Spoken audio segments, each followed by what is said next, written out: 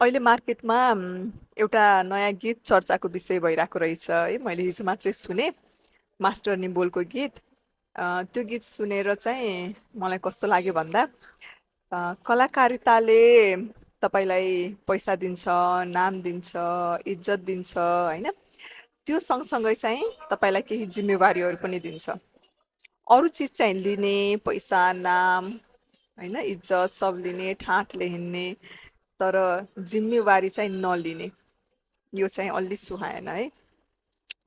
अहिले हामीले देखिरहेछौँ समाजमा त्यसै पनि विद्यार्थी र शिक्षक बिचको सम्बन्धमा कति विकृति आइरहेको छ। यस्तो बेलामा त्यस्तै विषयलाई लिएर होइन, त्यस्तो शब्दहरू त्यस्तो लिरिक्सहरू युज गर्ने, त्यस्तो गीत निकाल्ने चेतना कहाँ गएको छ के? अचम्म लाग्यो मलाई त। अब डिफेन्ड कसरी हुन्छ भने यो त इन्टरटेनमेन्टको लागि बनाएको हो, एज अ इन्टरटेनमेन्ट मात्र हामीले हेर्नुपर्छ, त्योभन्दा बढी ऊ लिन हुँदैन यसलाई होइन भनिन्छ। तपाईँले केही खानुहुन्छ जिब्रोको लागि मात्रै खानुहुन्छ हो, त्यो जिब्रोले मात्रै लिन्छ, शरीरले लिँदैन होइन।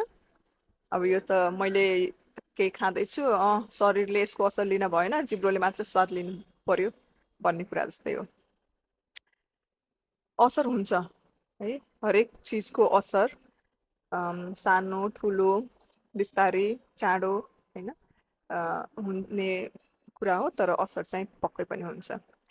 अब हामीले कस्तो शब्दलाई, कस्तो रिलेसनलाई मर्यादामा राख्ने, यो त एकदमै प्योर रिलेसन, एकदमै मर्यादित वर्ड हो कि होइन, आफ्नो टिचर गुरु भनेको। अब त्यस्तो चिजलाई पनि, त्यो रिलेसनलाई पनि तपाईँहरूले यसरी युज गर्नुहुन्छ भने चाहिँ you have to ask yourself, म के दिँदैछु होइन, यो जेनेरेसनलाई के दिँदैछु, समाजलाई के दिँदैछु। एकपटक यसो एक्लै बसेर you really need to think about this है त।